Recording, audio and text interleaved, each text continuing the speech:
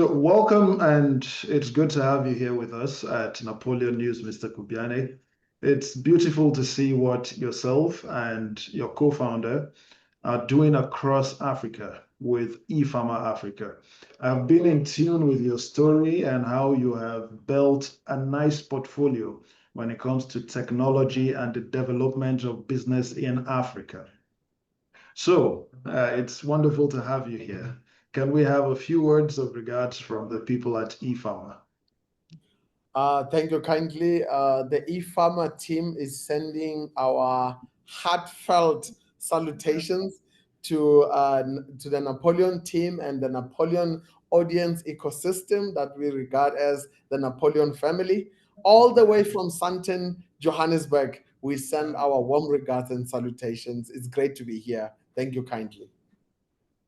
Thank you for joining us again, Mr. Kubyane. So your founding story is interesting. I find it deeply personal, and the fact that you are rooted in your upbringing around farming communities. You tell us, at what moment did you realize that your personal connection needed to become a continental solution? At what moment did it become eFAMA for you?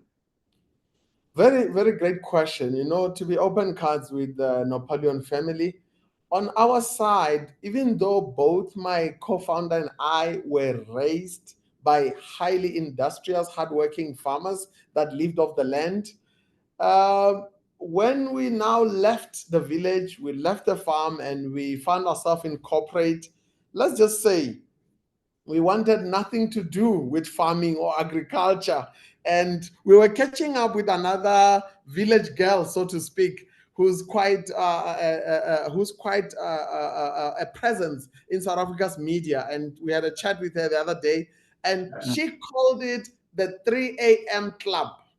That's how she called it. She said, the three of us we grew up in the village, we were raised by farmers. So being coerced by the situation or by the family needs to get up at 3 a.m. enlisted you into the 3 a.m. club, whether you liked it or not. So we can be forgiven, my co-founder Preeti and I, for later on wanting no membership or affiliation whatsoever in the 3 a.m. club, because what we thought about agriculture, what we thought about farming or food, so to speak, it conjured up memories of the 3 a.m. club. So we didn't see the value chain. We didn't see the supply chain components, the various moving parts. We didn't see that AI could play a role in farming or in agriculture or in Africa's food security. So it was just coincidental that as we left corporate, we ended up in management consulting, and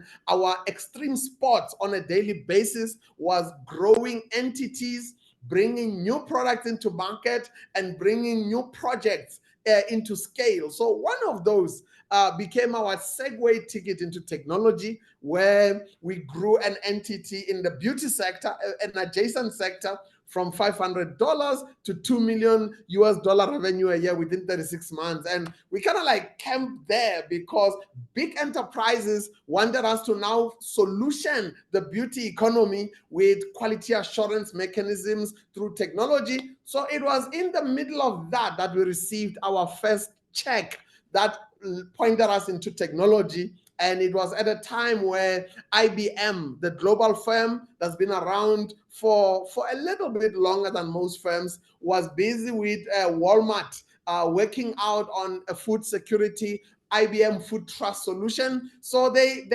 co-opted us into their environment, gave us a decent check, and got us looking at how supply chains work and how supply chains can be inclusive and how supply chains can be a robust tool towards shaping economies and inclusion. Even though they were working with farmers, we left them. We said, thank you very much. Thanks for the lessons. We headed towards the beauty sector. It was when we were there that a Switzerland Foundation reached out and said, no. Preeti and SHADRACK, Africa needs you. Could you consider putting on the hat to solution Africa's food security? And that, my Napoleon family, is how we landed back into not so much the 3 a.m. club, even though our hard work comes close. That's how we circled back into agriculture and through agri-tech. Here we are today. We've raised a couple more checks. Tech can be an expensive game, but we'll touch on that later on. But here we are. We have unsubscribed from the 3 a.m. club, but we have full subscription on shaping the Africa we want in our lifetime. Absolutely, Mr. KUBYANE. Interesting story. As much as you're running away from the 3 a.m. club, I still see you in that club, actually. Or better still, we create something new for you and say the 4 a.m. club. You can say I have an honorary membership. That's a lifetime membership out there. Of course, you have an honorary membership with the 3 a.m. club. But that's beautiful. I'm well conversant with your story in technology, even from when you built from a $500 business to a $2 million business in annual revenue. And that past has led you also in understanding what technology is, its use cases, and how you can make further ventures of yours better. Now, let's get to know what's eFAMA. We've had that interview with you on paper. We have it there on the website where you described in detail what eFAMA is, but it's better to hear from the genius behind eFAMA itself. What is eFAMA and what do we expect from eFAMA in Africa? Thank you kindly. So eFAMA in a nutshell, if I look at from a bird's eye view, it's an e-commerce marketplace platform connecting farmers to buyers. And currently, we have an ecosystem of 6,000 buyers and still growing. And we have a pipeline of eagerly anticipating farmers of 5,000 of them waiting to be vetted, waiting to be let in on the trade, because the forefathers of a united Africa, from the likes of Kwame Nkrumah and others, when they imagined a united Africa, which later found expression through the Africa Continental Free Trade Agreement, and now it's now being given legs or wheels through enabling specifically the agri-trade. That has been an area or a domain where we set up shop. That's a domain where we are deploying our best of breed expertise as a team, and where we are deploying digitization know-how in order to unlock trade possibilities for Africa's farmers. Because if you look at Nigeria and South Africa, among other nations on the continent, we still are experiencing 50 to 60% post-harvest losses, partly because farmers, as they pull this produce out of the ground, there isn't a ready market that is waiting to take those produce off their hands. And that's where digitization is stepping in to close the gap and to basically do the bidding on behalf of the farmers that are hardworking, just like the 3 a.m. club leaders that raised us. When you work hard as a farmer, the last thing you need, or one thing you don't need, is to see a pile of your produce that is now wasting away because that uncle did not come with a truck to pick it up, or there are some tensions in the market, or there's an oversupply of produce, or for some one reason or the other, the geopolitics of your nation or your region, or even some of the ethnic politics are such that you are denied as a seat at the economic dinner table. That's not the Africa we want. We see an Africa that is inclusive. We see an Africa that is that sees more collaborations rather than tensions in the market that disadvantages the humble farmer or even the heavyweight commercial scale farmer. The Africa we want, the play field is leveled, and digitization is helping with the heavy lifting to unlock trade and to seamlessly integrate the exchange of goods and services. So watch the space from 5,000 farmers waiting in our pipeline to the 40 million farmers that exist on the continent. I don't think we are warming up as yet. We are just tying our shoelaces. Wow, that's interesting. Clearly, you want to take over the whole of Africa, and it's a big dream to dare to achieve. we're rooting for you here at Napoleon News to see how you get there, and we'll also play our part to do that. An interesting part of the story with eFAMA that caught my attention was that from when eFAMA was created, there was a record number of farmers waiting to get on the list, to get on that business that wants to connect farmers to buyers and wants to eradicate a whole lot of middleman problems that can arise, including payment as well. So what number of farmers did you have on the wait list while you were putting your infrastructure in place? And how were you able to deal with such overwhelming response to the call of people, or to the call for people to join such ingenious platform? Thank you kindly. Africa, from an innovation perspective, is a landscape that is impregnated with many, many challenges and problems, which is basically an innovator's dream. And there's a need to be intentional as we innovate. So seeing that pipeline of 5,000 farmers on our waiting list, it is something that became both a blessing and also a big surprise, because we didn't know as we open our tabs, as we lift the curtain, we're going to have such an overwhelming demand through what I call phase one. So in response to that, fortunately for us, we recognized quite early through our involvement in blockchain before we segued into e-commerce to bring the two sectors or the two superpowers together.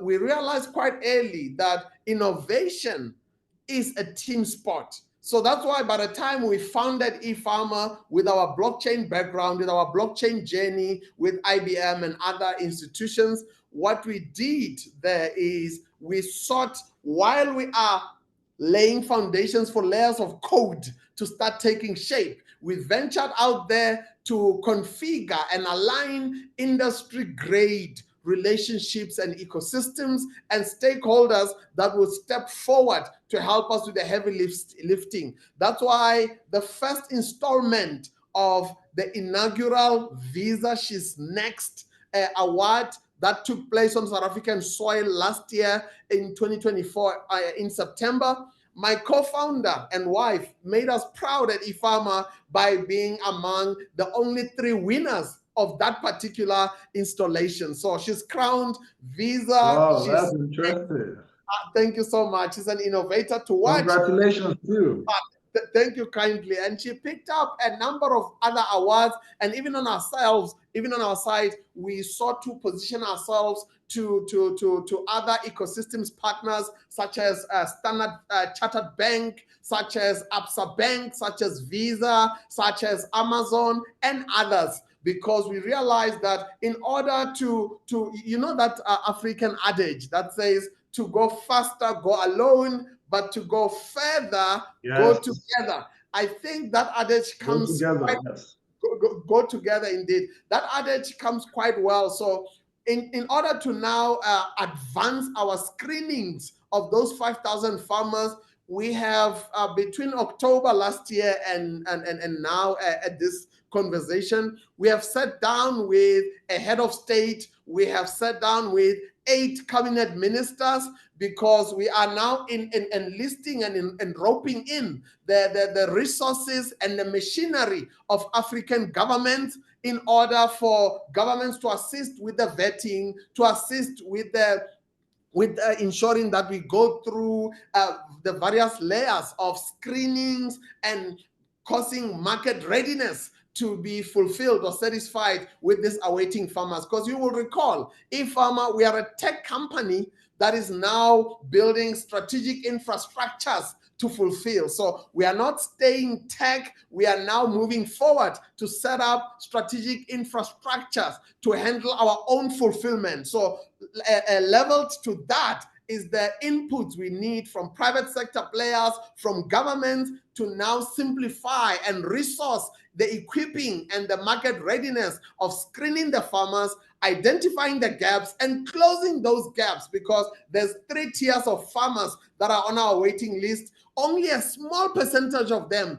are commercial farmers. The other 2 tiers are smallholder / small scale, and the next tier is semi-commercial. So there's a variety of gaps that our experts in agronomy, in food science, in quality assurance, and farm inspections, there's a number of moving parts that they are picking up in these preliminary screenings that show that we shouldn't just come face to face with Africa's farmers and screen them and send them away and say, you are not ready. No, that's not the Africa we want. We want to screen them, and where we pick up gaps, we want to close those gaps and include them, not just in the trade of produce, but include them in financial inclusion, which is one of the big ticket sustainable development goals. So that's a space we find ourselves in as we now segue into the agri-tech space. We are now deploying layers of code to enable trade. And now we are seeing some gaps in infrastructure. That's why we are building infrastructure muscle memories and infrastructure items to run our own fulfillment through fulfillment hubs. And on the other side, we are seeing a big ticket need to do proper screenings, proper onboardings, and proper diagnosis and interventions where gaps or cracks exist. That's a space we find ourselves as we venture out to shape the Africa we want. Wow, just wow. The accolades are coming, and it's applaudable, I'll say. And also congratulations to Mrs. Kubyane for these accolades that she keeps bringing in. Clearly, both of you are shaping the Africa we want through your actions and through eFAMA. Providing such infrastructure is no easy feat. And it's also good to hear that you have sat down with, for instance, a head of state. It means you're actively including decision makers in your process. You're also telling them that eFAMA can solve agricultural problems, not just for the farmer out there, but for the government as well. We're going to look deep into your activities with decision makers subsequently. However, now there's a curious case of interest that we would need you to respond to, especially where we look at the interview we had with you. And you've mentioned that farmers often face, for instance, 180-day delays in payments. And then they have to deal with up to 20 middlemen in whatever process or whatever transaction that they do. Now, how exactly is eFAMA redesigning this supply chain to restore trust and fairness, or to provide ease of doing business for both the farmers and the buyers of this produce? Very good question. Because of growing up in poverty and in lack, and being on the path of the brute force of what it feels like to be excluded.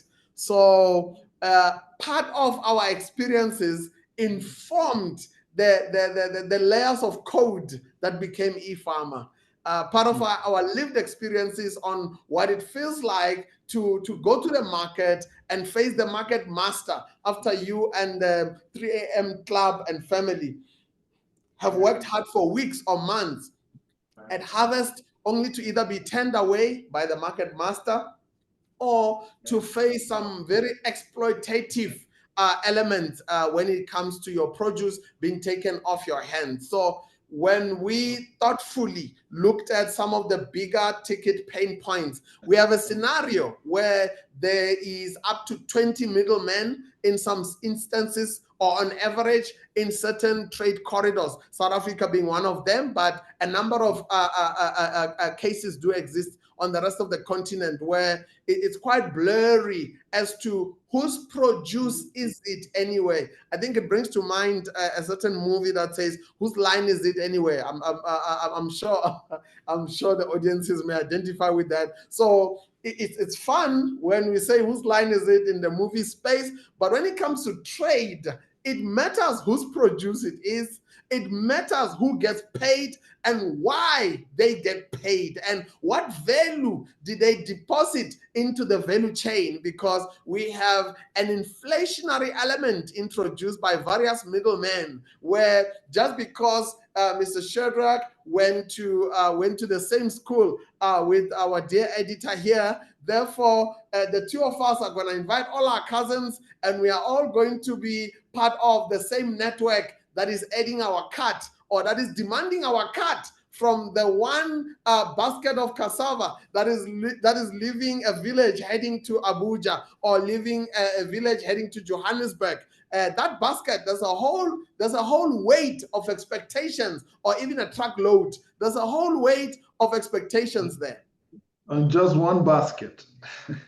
One basket, 20 expectations. One basket, 20 wallets waiting to be enriched from that one basket, from that to be fed. So that is really tilting the scale away, or not in favor of the hardworking farmer. So we are not particularly against middlemen as eFAMA. We're not particularly against middlemen, because there'll always be a need. If you look at the history of trade from the Horn of Africa and the spice trade with the East, or what we know as the Arab world, from trade even within the continent. Remember, intercontinental trade in Africa was happening long before the agreement was launched. Yes. So the agreement was speaking to level the play field. So even ourselves, we are saying there will be some middlemen, but whichever middleman finds themselves either as the transporter or as the broker, there must be justifiable value that they are putting into the supply chain. And definitely, Africa doesn't need one basket to be surrounded by 20 middlemen. That's not the future we want. So we are clearing the cobwebs. We are distilling the supply chain through code, through quality assurance, through transparencies that we are bringing in to the agri value chain, especially given it's an uneven ground. Agriculture employs 60 to 70% of all talent on the continent. That's quite sizable. It's a large-scale employer, and agriculture on the continent has got from the most informal side of the economy to the top-tier mainstream economy, where the heavyweight that is like, I would say around 17.5% of farmers on the whole continent make up the heavyweight of that, and the rest, they exist either in the informal economy or trapped in between. So our goal is to ensure that when it comes to payments, we don't see a scenario where either retailers or other resellers, they keep the farmers waiting for up to 180 days. And these farmers are inundated with paperwork, inundated with growing demands, and also inundated with how to manage cash flow dynamics on the farm. Actually, it even grows beyond that. Forget cash flow of a healthy farm. Forget waiting to be paid.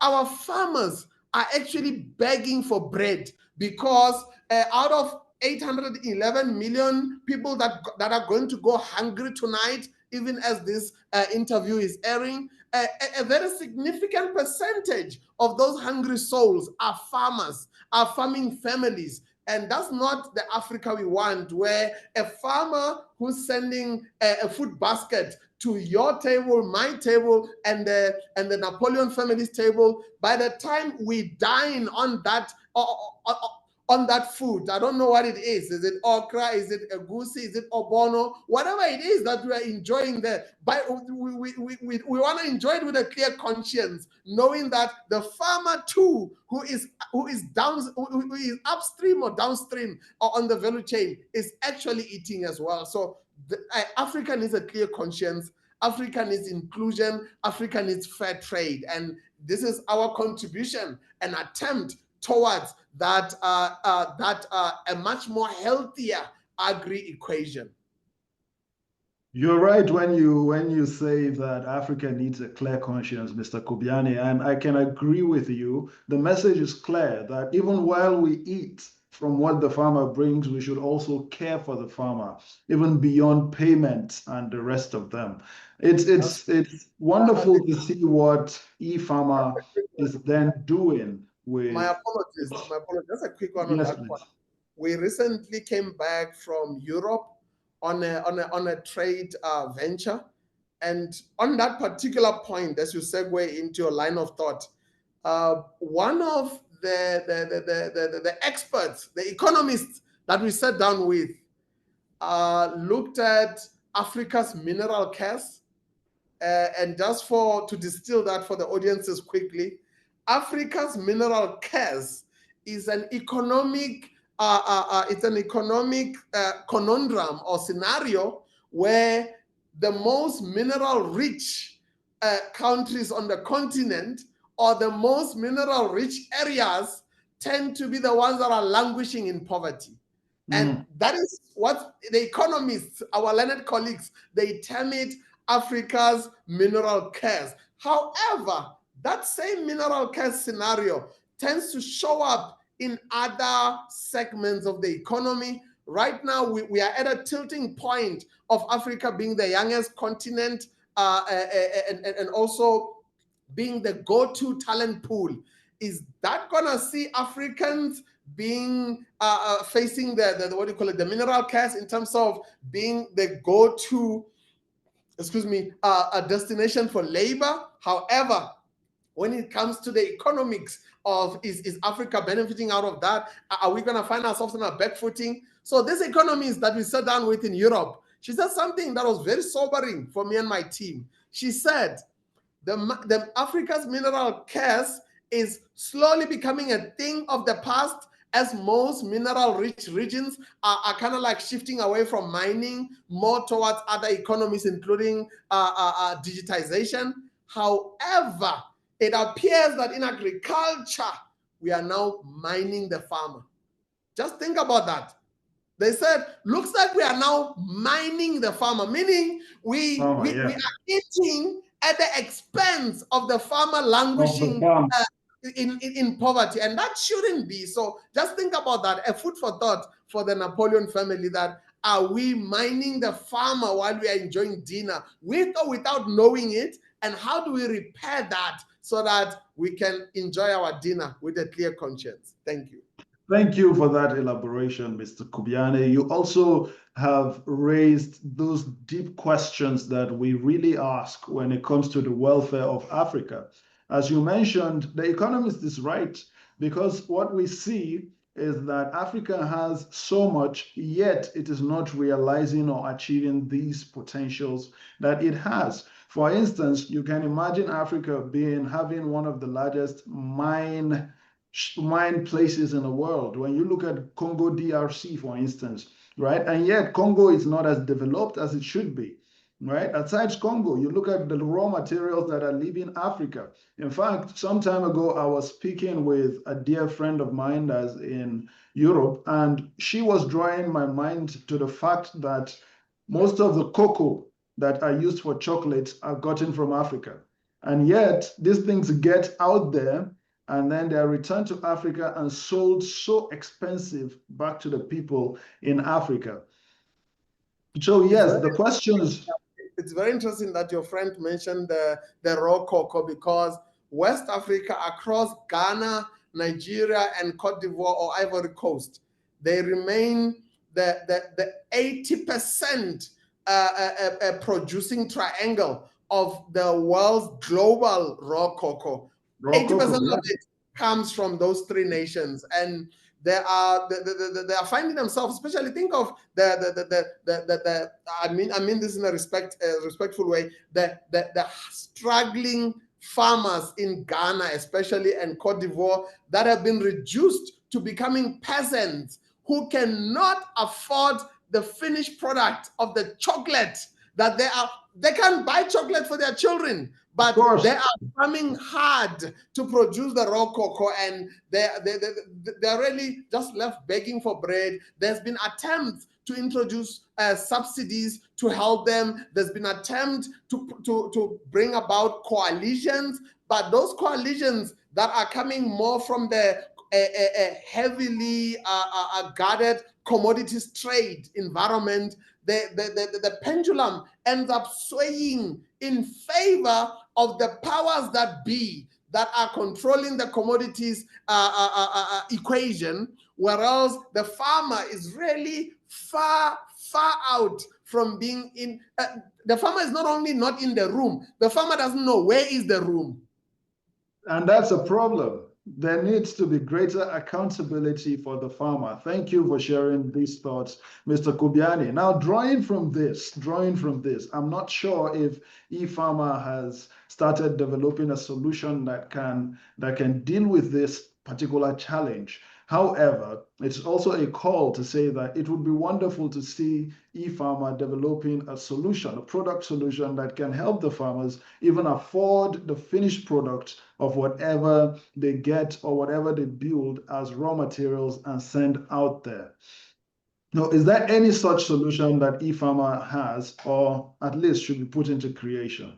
You're quite right. So in terms of fair trade, which is a segment focus, because our first phase rollout is focusing on connecting crop and meat producers, farmers to markets. We have a whole lot of other subsequent rollouts that we have, and we have features that we are looking into fast tracking their readiness around fair trade. And fair trade, we are focusing it on the following 5 areas. It's wine, it's what do you call it, essential oils or argan oils, particularly in Morocco, wine in South Africa's wine route, and cocoa in West Africa's cocoa producing triangle. And of course, it is coffee on East Africa's coffee belt. I mean, my late grandmother who raised me in farming, she was a coffee farmer, so it's close to my heart.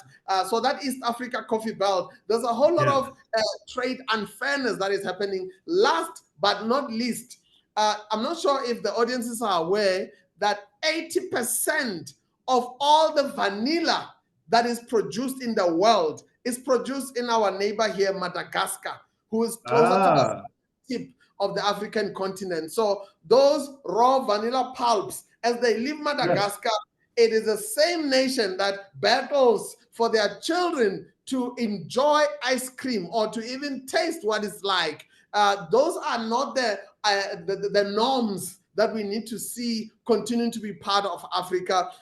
We have a scenario where farmers across East Africa's coffee belt, coffee farmers, they are paid cents on the coffee that they produce. When you compare that coffee cup that is exiting at a restaurant in Dubai, in Netherlands, in Germany, in New York, I mean, these coffees, they can fetch anywhere between $4 to $8 in the established economies. But when you go in reverse to the beginning, to the first mile of the coffee supply chain, you find that the farmer, not only is the coffee farmer being paid cents, but climatic conditions are making it increasingly harder to farm quality coffee beans, and climatic conditions, socio-economic conditions are making it a lot harder to maintain the output of that raw cocoa. And even on the vanilla pulps across Madagascar, we are finding it, there are some economic forces and climatic forces that are causing even more and more farmers to either leave the trade or stay in the trade, but they are languishing in poverty across South Africa's wine route, which competes with the very best in France and the very best elsewhere. When on the bottle it says ethically sourced, including with chocolates, by the way. If on your chocolate bar, as you open it to indulge, it says ethically sourced ingredients, how are we to tell that ethically sourced claim on the label has got digital backing that shows fair trade, inclusion, and equitable pay to every participant who participated in the cultivation and the harvesting of those seemingly ethically sourced ingredients. So we do have upcoming features that we are targeting on. And let's not forget Morocco. Those hard-working Moroccan women that are working tirelessly to approach the argan plant to harvest the what later gets crushed into argan oil, which is an essential flagship item on the beauty and cosmetic landscape. How are we ensuring that for their tireless work, there is a see-through supply chain transparency as to the hands that handled those argan ingredients, that they don't end up being bleeding hands that are not hands that receive equitable compensation. So those are some of our upcoming rollouts as we roll out the mastery of connecting farmers to buyers and moving produce from farmers beyond the farm gate into the relevant buyers who are paying on time from 180 days to at least 7 days, if not much quicker. I mean, with blockchain and other tokenization mechanisms, we will lend those in being payments that are made in seconds, not even 7 days. So yeah, that's where we find ourselves. We are seeing the landscape. There is more territory to be conquered. There's more features to be launched, and there's more financial inclusion to be driven. Wow, Mr. KUBYANE, this is great. This is great. And we look forward to the rollouts that eFAMA would put out to ensure that there's fair trade in Africa, and also that, would I now say, justice for farmers? I don't want to say justice for farmers, but yes.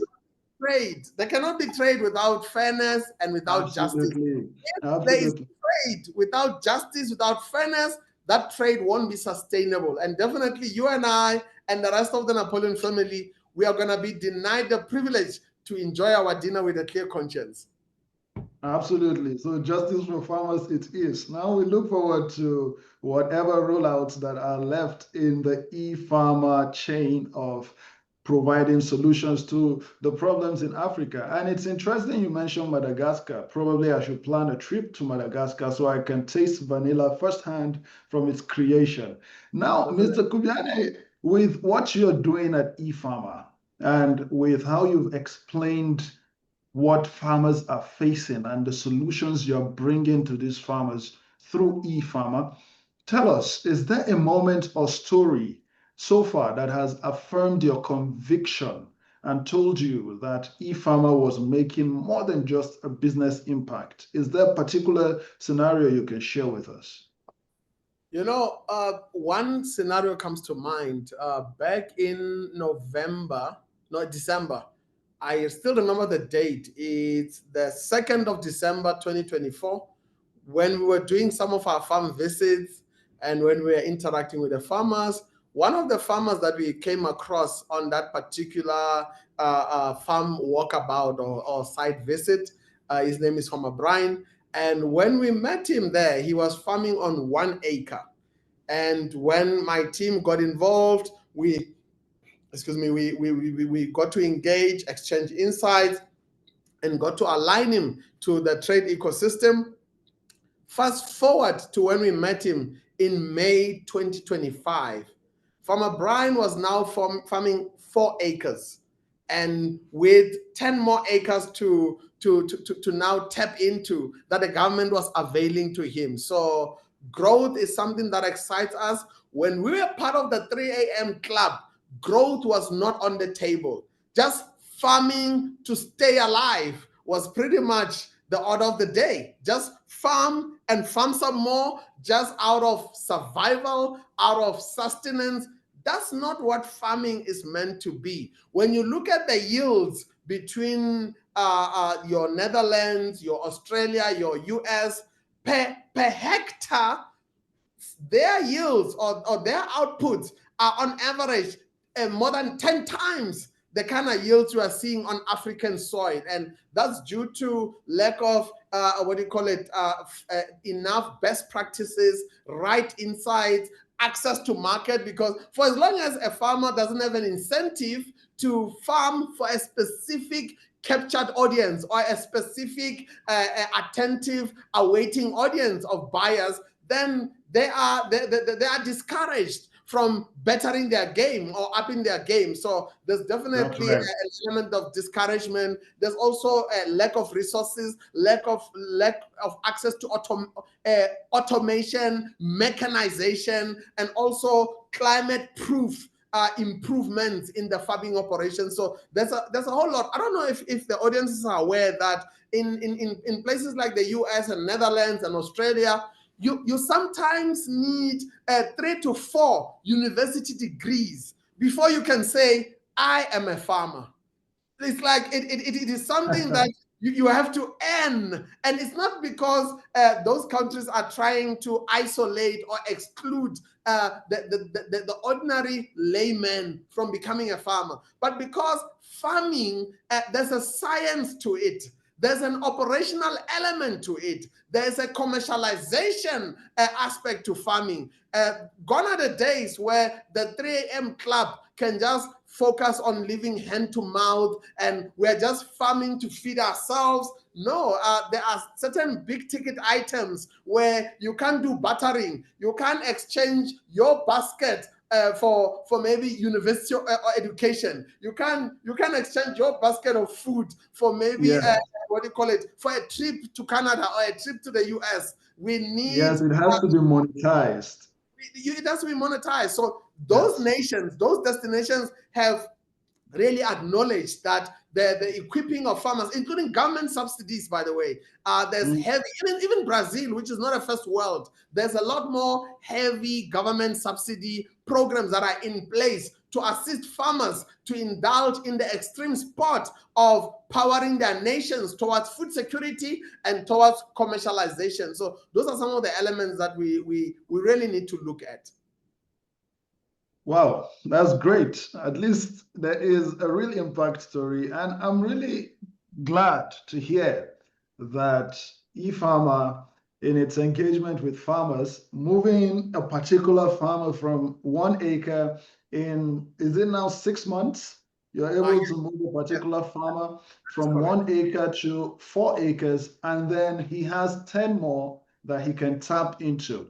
These are the kind of stories that should be shared to encourage farmers that with technology and with the aid of firms, business firms like yours at eFAMA, they can develop themselves and get to do much more than what they're doing. Like you rightly said again, that it's way beyond the time where subsistence farming is the norm.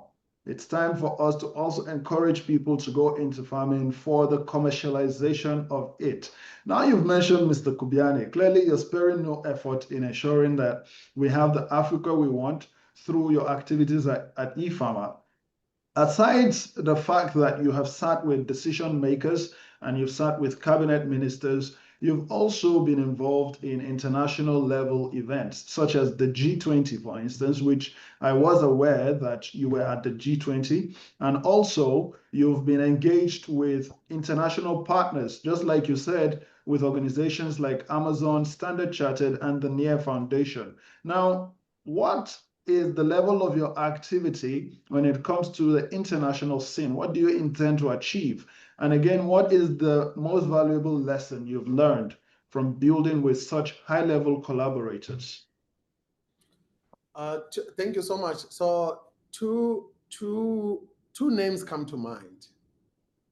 The first one is Dr. Ngozi, when she was co-opted or coronated into the World Trade Organization role that is very, very strategic and instrumental, the implications of that for the African nations.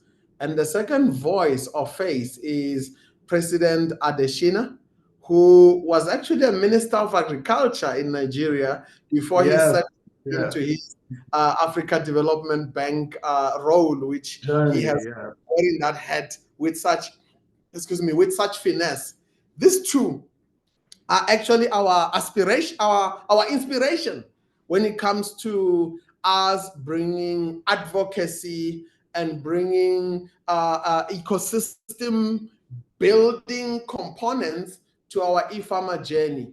You know, World Trade Organization as a regulatory body that is seen to be enabling global trade or world trade, there has been certain pain points where one is saying, but this particular stringent requirements, this set of protocols or this set of specifications, are they being rolled out to be prohibitive to particularly African producers of all sorts, not just agriculture, manufacturing, and others?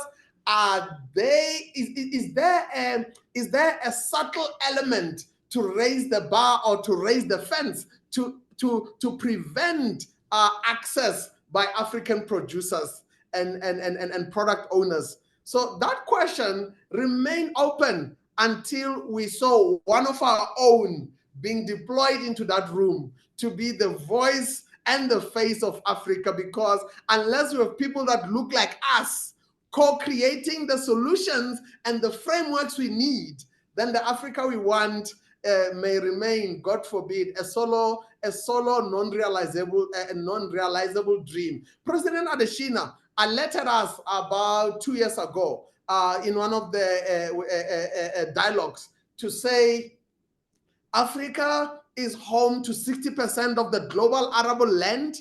However, our food import ticket is growing at an alarming rate. He predicted it then about 2 or 3 years ago. Now it has passed 100 billion USD is Africa's food import ticket. So when we saw those type of trade or commerce scenarios, it inspired us to move into action so that we don't become another tech startup company. We become a tech startup company that is now moving into the infrastructure space to build and own our own infrastructure, but also, more importantly, to build an ecosystem of support across public and private sector across Africa, Europe, and recently the UAE. We sat down with a delegation from the UAE of decision makers, because the audiences may or may not be aware that the UAE imports between 85 to 90% of its food basket. So they are really on a back footing when it comes to being in need of us Africans and what we are producing or pulling out of the ground. So we sat down to scope around simplifying the trade routes and the trade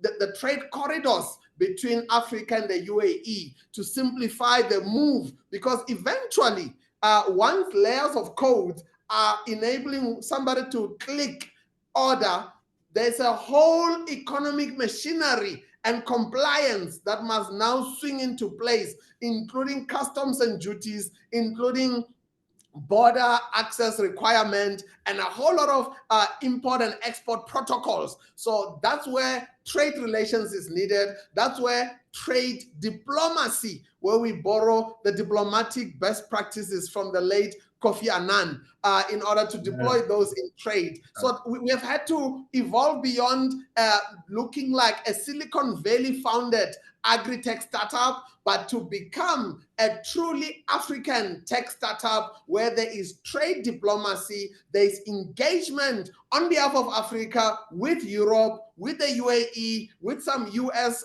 partners and innovative frameworks. We can't be business as usual and act as though we are founded in Silicon Valley. We are founded in Africa, and the unique nuances that make up the African landscape sees me putting aside the head of a technology expert. The audiences may or may not be aware that I'm also a technically inclined. My wife and I, we've had to become certified solution architects, which means we can deploy cloud infrastructure that creates an environment in which our solutions are being built, are being monitored, and there's a whole lot of cybersecurity components that we've had to put in there. And you know what? We are also in a process of finalizing a partnership with a European-based organization to roll out AI across our agri frameworks in those same cloud ecosystems that through our technical heads we have been shaping. It's great to see you embracing technology, Mr. Kubyane. And again, your co-founder and yourself, you're really active even in self-development as founders. We hope that our next interview will also have Mrs. Kubyane join us so she can share her thoughts as well. However, now that we have seen the great efforts you're making, even with international organizations, you've mentioned three powerful names. You've mentioned the great Kofi Annan, who was the former Secretary General of the United Nations. You've also mentioned Dr. Ngozi Okonjo-Iweala, who is making Africa proud at the World Trade Organization. And again, another prominent individual that has put Africa on the global map is Dr. Akinwumi Adesina, who just finished his tenure, or who is rounding up his tenure at the African Development Bank. And of these three names and whatever efforts they are making, there's one powerful thing that connects all of them, and it's legacy. So tell us, with eFAMA, clearly you've built a career in technology and impacting businesses in Africa. And you keep saying and mentioning that you are also doing whatever you can to help realize the Africa that we want.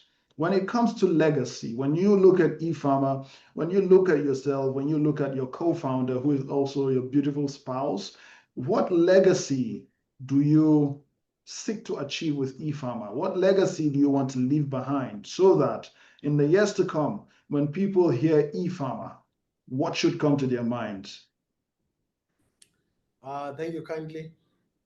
You know, I must also mention, as I respond to this question, I must also put forward a name of one of my elders, our head of state, President Cyril Ramaphosa, who has recently just returned from the Oval Office, where he has had to put on a diplomacy of sorts on a different level in order to not only defend South Africa, but to protect Africa from the dark continent narrative that has been imposed on Africa, not by Napoleon News, but the other media colleagues from different lands can learn a lot from Napoleon.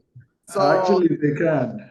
Yes, they can learn a lot. So the future we see is a future where, much like how America has got this slogan that keeps coming up now and then again, make America great again. One of our key drivers is to see a future and be home to an Africa where agriculture becomes attractive again, especially to the youth. And also agriculture in the same vein, if I cover three things, in the same vein, agriculture does not materialize into a struggling farmer or a farmer who's languishing in poverty. But Africa appreciates those that feed the continent by ensuring that they are fairly compensated. So that's the first leg.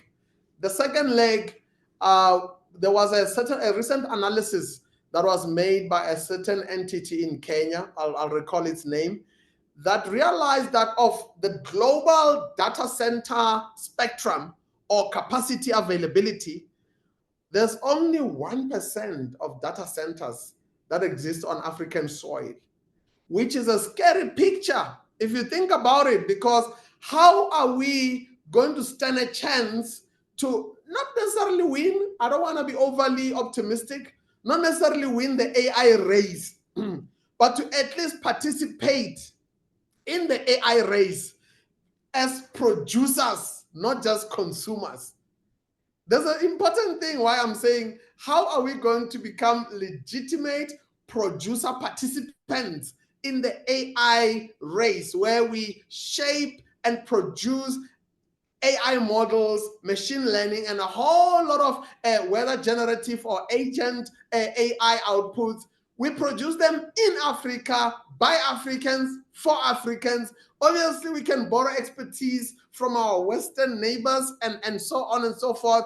But how are we going to shape the AI narrative and leave our African fingerprints on that hyper digitization AI run that is unfolding before our very eyes if we are behind on the data center infrastructure and behind in other spectrums? So where eFAMA is standing is, how are we as Africans going to have a legacy or a future outcome where we leverage every aspect of digitization in order to power or to turbocharge the future of agriculture, one that is inclusive, one that is equitable, and one that is climate resilient? Last but not least, at the close of this decade, in 2030, where sustainable development goals are earmarked to be achieved,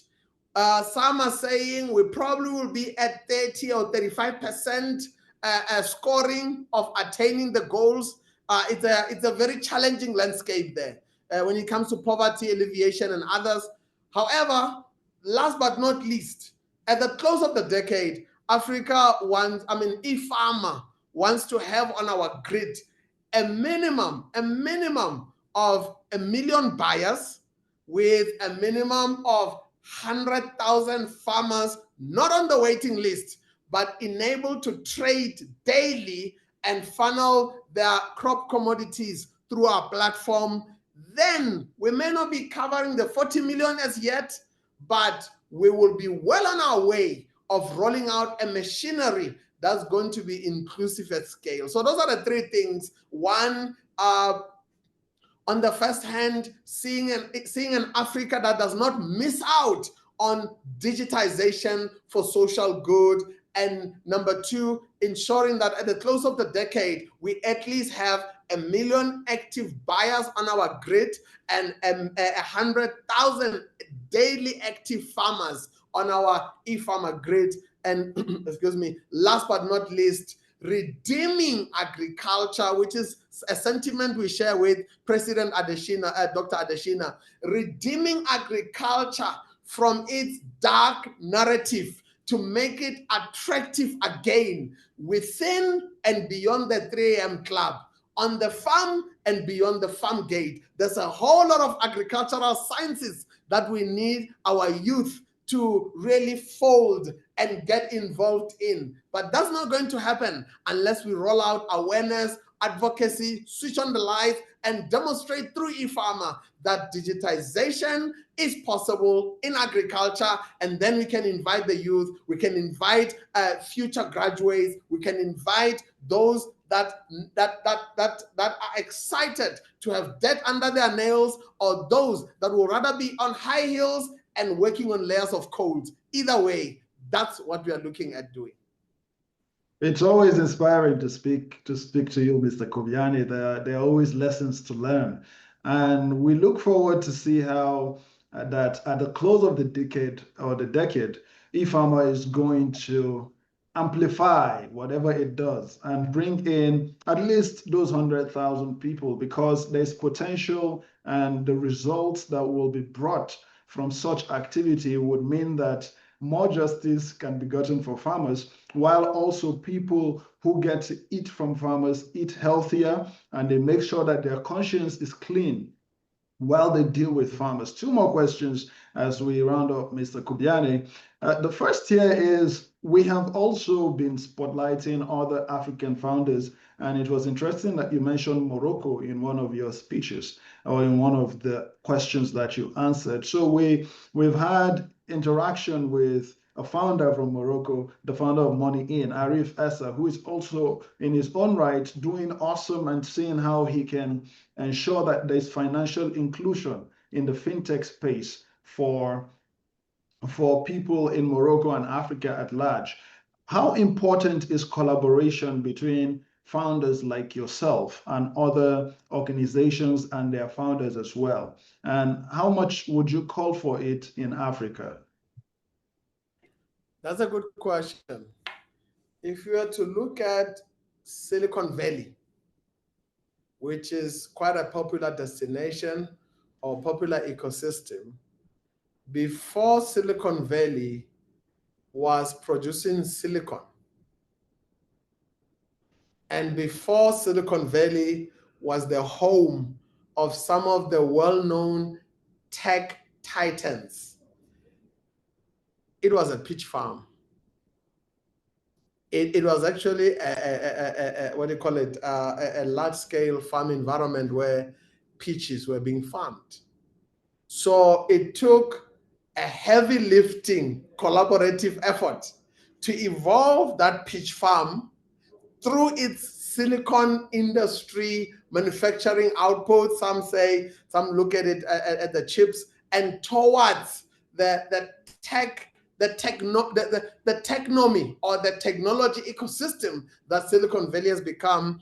I think back when I used to indulge in being, what do you call it, authoring some pieces around Unicorn Safari, I used to share my thoughts. At the time, about two years ago, the world was home to 1,200 unicorns, but 400 of those were on US soil.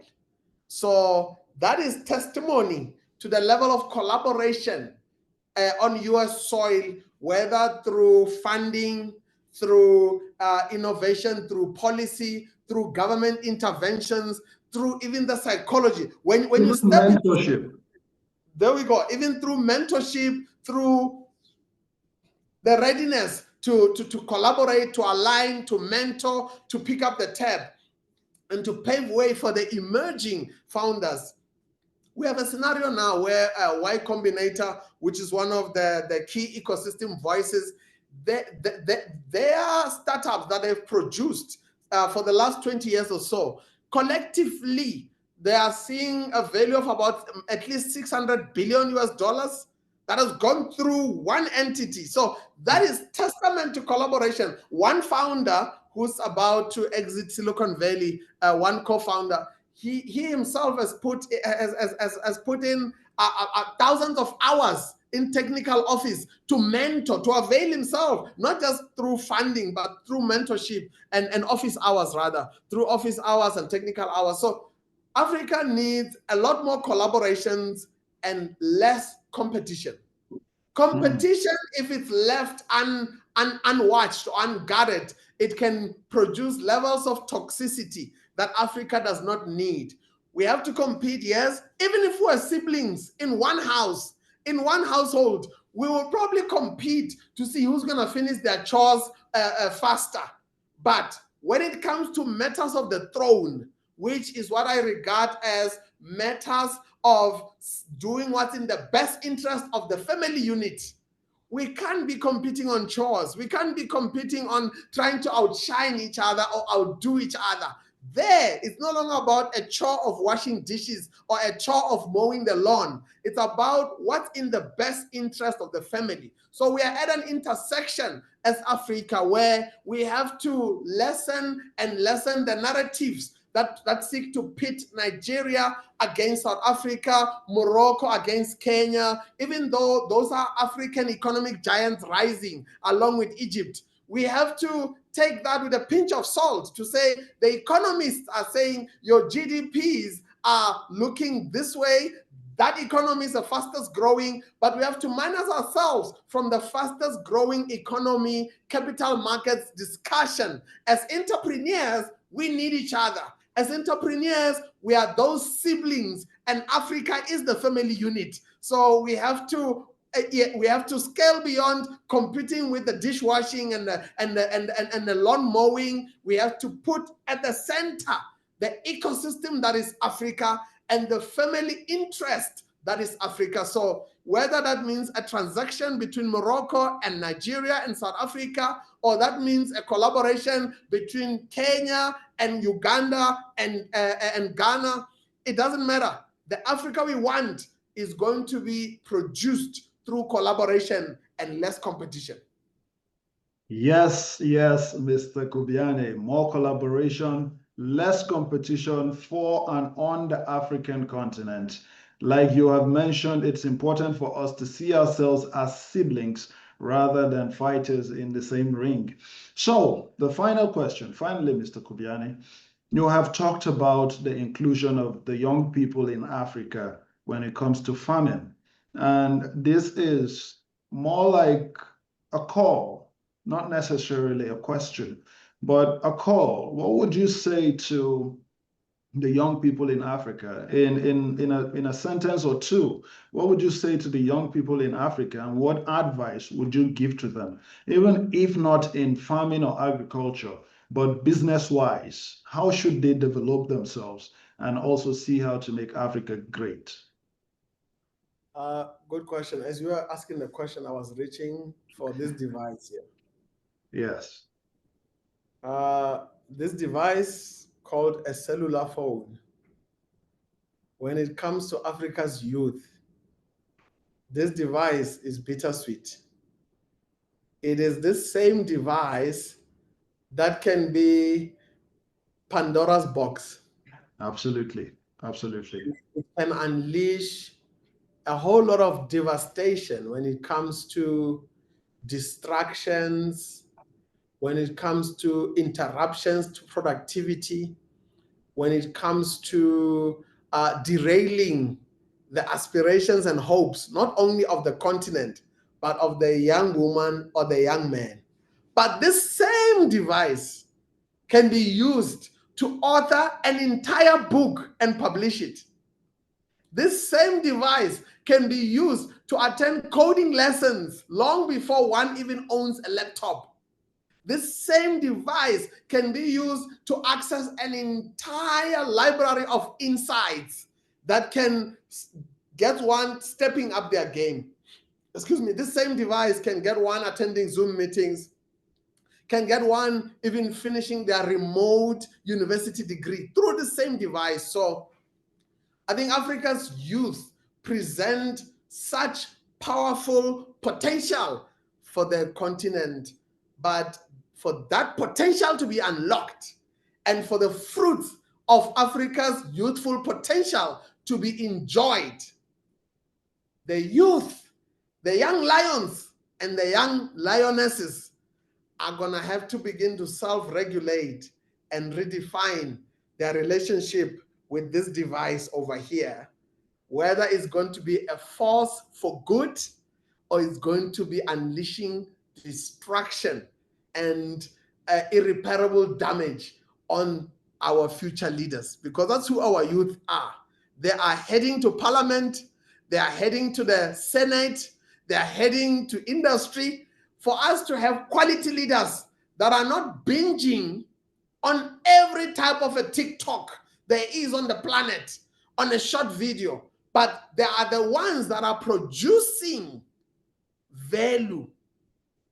The relationship with this particular device is going to be the make or break. So my message to the youth is rethink your posture and your association with this device. As you reach for it in the morning after you hear this interview, are you reaching for Pandora's box, or are you reaching for one of the most powerful productive instruments in your life? The future will tell. We are crossing fingers. We are hoping you will join us over here to produce the Africa we want and not be part of the problem. Thank you, Mr. Kubyane. This is to the Africa that we want, the Africa that we are shaping daily. And of course, always at Napoleon News, one thing we are sure about is we are projecting, of course, the best of Africa. We're projecting the good things from Africa. We're telling the world that instead of the whole negative narrative you're hearing about Africa, Africa has more. And we're also challenging African leaders and African people to be the best version of themselves.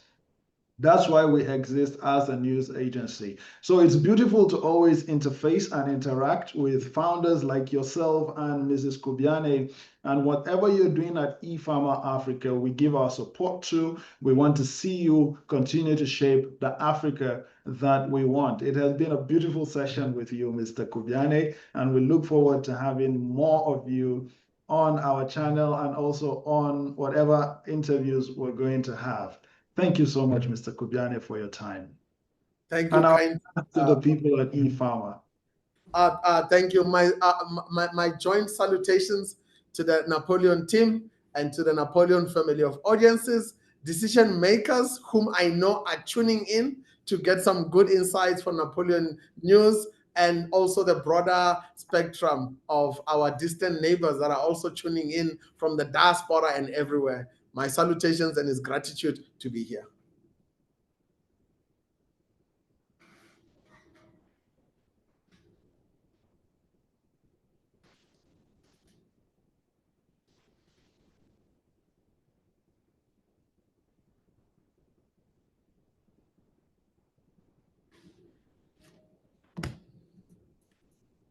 Have a great day, Mr. Kubyane.